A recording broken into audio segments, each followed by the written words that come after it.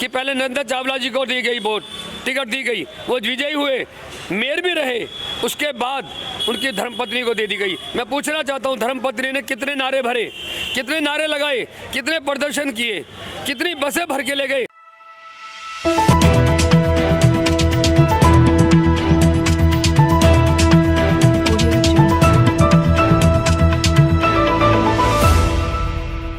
दिल्ली नगर निगम चुनाव के लिए बीजेपी, आम आदमी पार्टी और कांग्रेस पूरी तरह से तैयार है। इसके साथ ही वार्ड नंबर 106 जनकपुरी पश्चिम से बीजेपी से बगावत कर संजय ठाकुर ने अपनी धर्मपत्नी सुनीता रानी को निर्दलीय चुनाव लड़ने के फैसले से बीजेपी और आम आदमी पार्टी के खेमे में हड़कंप मचा हुआ है।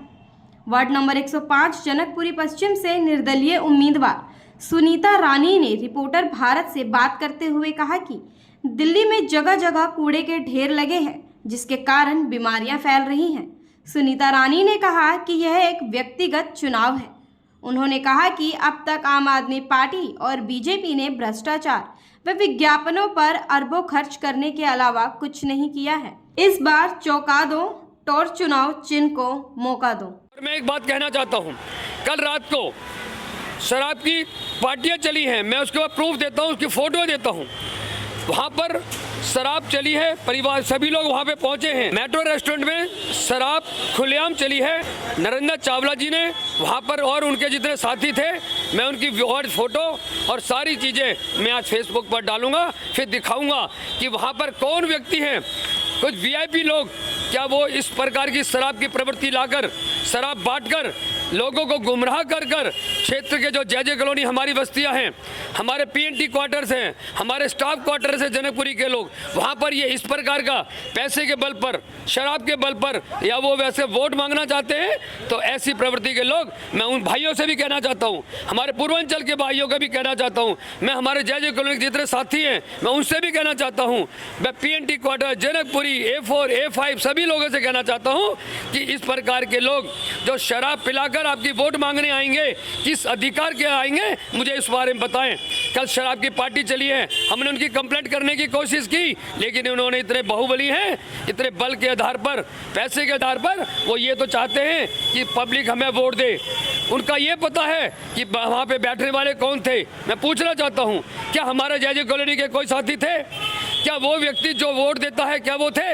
इन्होंने, इनको ये पता है कि ये लोग तो छोटे लोग हैं, वो आपको छोटा सोचकर आपकी वोट मांग लेते हैं, ये कहकर कि आप हमें वोट दो, हम आपका भला करेंगे।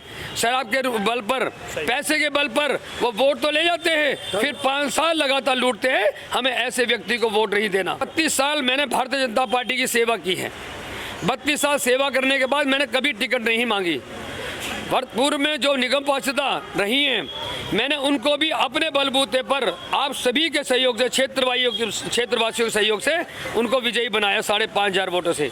उसके बाद उनके पास ऐसे बाहुबली लोग, ऐसे लोग उनके पास आ गए जो सिर्फ माफिया थे, जिनका काम उगराई करना था, चाहे वो रेहड़ी पटरी वालों से हो, चाहे वो रिक्शे वालों से हो, चाहे वो बिल्डर माफिया से हो। उन्होंने पैसे वसूली करना चालू किया और कार्यकर्ता निगम पार्षद वीना सब्रवाल जी, फिर पार्टी कहती है भाई भतीजावाद नहीं होना चाहिए, परिवारवाद नहीं होना चाहिए। मैं पूछना चाहता हूँ पार्टी से, बड़े बड़े शीर्ष अधिकारियों से भी, कार्यकर्ताओं की क्या वैल्यू है?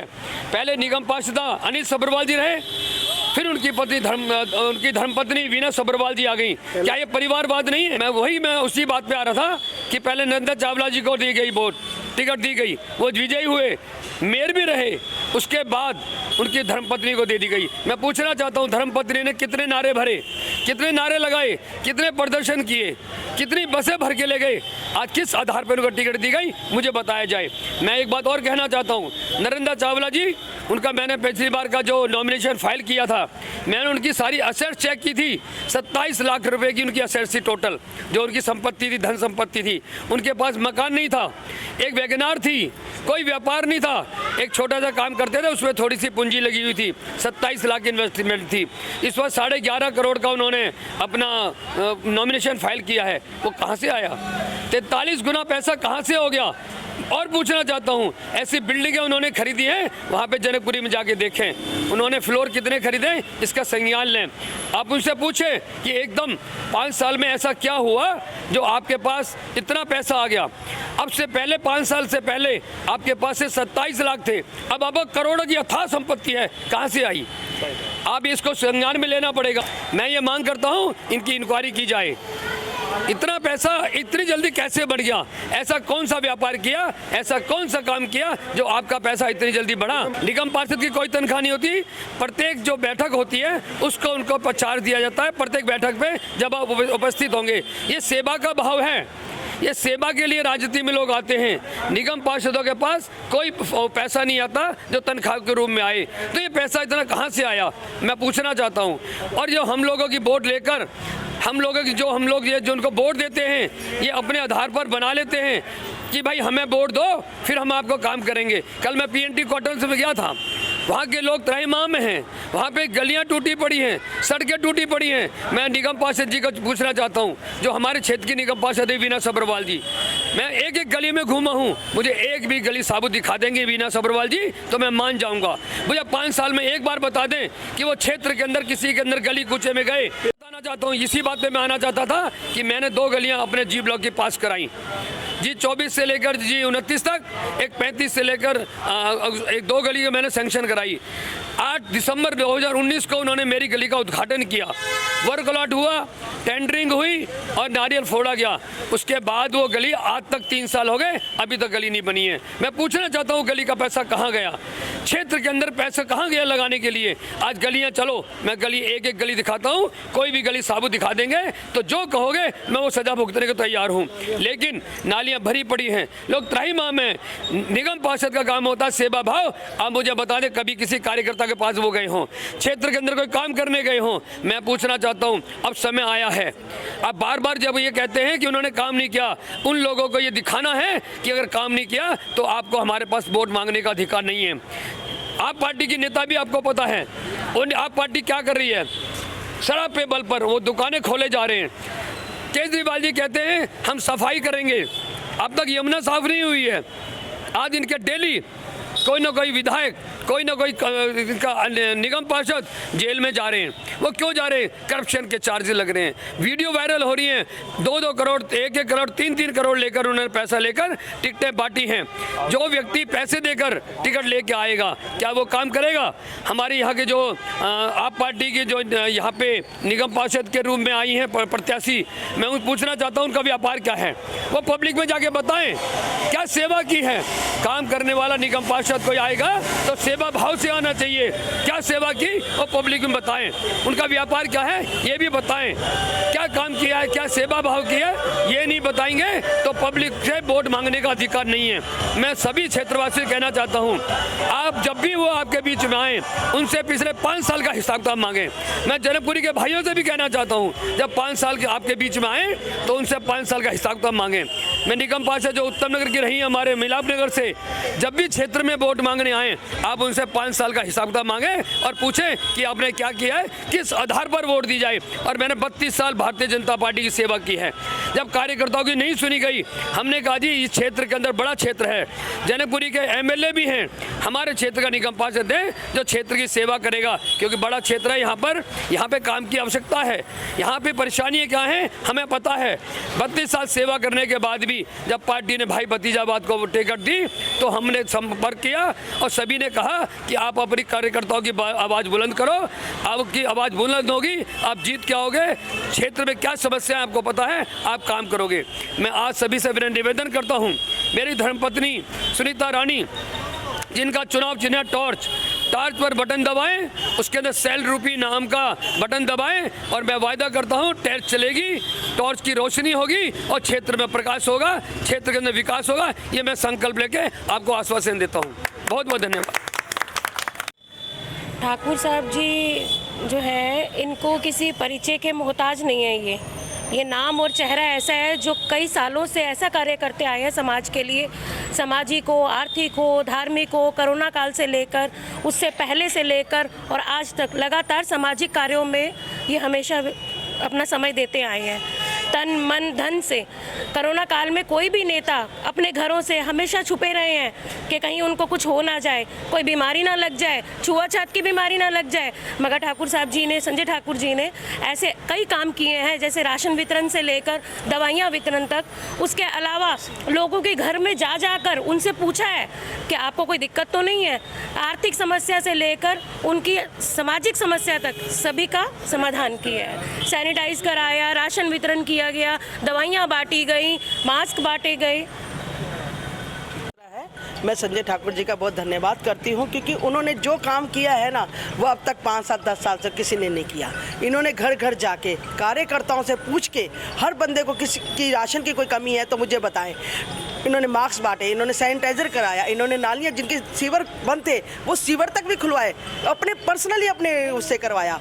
और नालियाँ भी बंद थी तो हमने, जिनके हमारे वार्ड के है भी नहीं, हमारे उधर तक जाके उन्होंने ट्यूबलाइटें जो खराब थी, स्ट्रीट लाइटें, वो भी लगवाई। आप कहो तो मैं वो भी दिखवा सकती हूँ। क्योंकि बीजेपी ने टिकट नहीं दिया, इतने साल 32 साल से जो काम कर रहे हैं, जो ईमानदार लोग काम करते हैं, उनको टिकट ना दे के वो भाईवार भतीजावाद करते हैं, तो ये तो गलत बात है ना। जो काम करता है उसको मिलनी चाहिए टिकट। बस मैं तो यही चाहती हूँ कि सत्य की जीत होनी चाहिए और हम सत्य के साथ हैं। बस। सुनीता रानी हो तो यहाँ पर ये अच्छी सुविधाएं करें, इसलिए सुनीता रानी हमारे 6 वार्ड से। नंबर 106 से सुनीता संजय ठाकुर जी के साथ हम लोग हैं। आज से नहीं, काफ़ी टाइम से जुड़े हुए हैं। इन्होंने बहुत मदद की है लोगों की, और हम उसी मदद के, इनके उस उपकार की वजह से आज हम इनके साथ खड़े हैं। 106 सुनीता रानी और संजय ठाकुर ने काफ़ी हमारी हेल्प की है, इस वजह से हम उनके साथ जुड़े हैं काफ़ी टाइम से। सुनीता ठाकुर को देंगे भाई। देना चाहती हूँ वोट उत्तम नगर 106 से वोट सुनीता ठाकुर को, टॉर्च पे।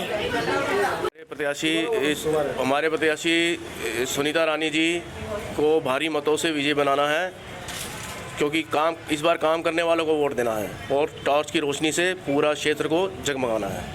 सुनीता संजय ठाकुर जी की जिताना है भारी मतों से, क्योंकि उन्होंने जनता के लिए बहुत काम किया है बिना किसी पद के रहते हुए, और अब हम बदलाव चाहते हैं। हमें ऐसा ही युवा नेता चाहिए। वार्ड नंबर 106 से सुनीता रानी को जिताना है। उन्होंने काफ़ी अच्छा काम करा है, और संजय ठाकुर ने काफ़ी 32 साल से मेहनत करी है, पार्टी के साथ रहे हैं, महामंत्री भी रह चुके हैं, और उन्होंने अपने दिल्ली पार्टी को चुना है। ठाकुर, मेरा नाम दामिनी ठाकुर है, और जैसे कि आप लोग जानते हो यहाँ पे सुनीता जी और संजय जी बैठे हैं। इन्होंने बहुत मेहनत करी है और इनको ज़्यादा से ज़्यादा सपोर्ट करिए। और जो कि आपको पता है 4 तारीख को वोटिंग है, इनका नाम वार्ड नंबर 106 है, तो अपना पूरा योगदान करिए और सपोर्ट करिए। भारतीय जनता पार्टी में पूर्व में महामंत्री रहा हूँ, और अब भ्रष्टाचारियों के खिलाफ मेरी माताजी ने आवाज़ उठाई है, जो कि अब निर्दलीय प्रत्याशी के रूप में चुनाव लड़ रही हैं वार्ड नंबर 106 जनकपुरी वेस्ट से। मेरे पिताजी, जिन्होंने भारतीय जनता पार्टी की 32 साल सेवा करी, भारतीय जनता पार्टी परिवारवाद कर रही है। जैसे कि पहले भी पूर्व में वो निगम पार्षद रहे नरेंद्र चावला जी, उनकी वाइफ को फिर से दोबारा टिकट दे दी गई। तो परिवारवाद के चक्कर में इस बार हमने संकल्प लिया कि इस बार हम परिवारवाद को ख़त्म करेंगे और निर्दलीय चुनाव नॉमिनेशन फाइल करेंगे, और सारे मतलब हमारे परिवार वाले जनता की सेवा पहले भी करते रहे हैं, आगे भी करते रहेंगे। और मैं आप सबसे अपील करना चाहता हूं, हमारा चुनाव चिन्ह टॉर्च से बटन दबाएं और भारी से भारी संख्या में सुनीता रानी जी को विजयी हूँ।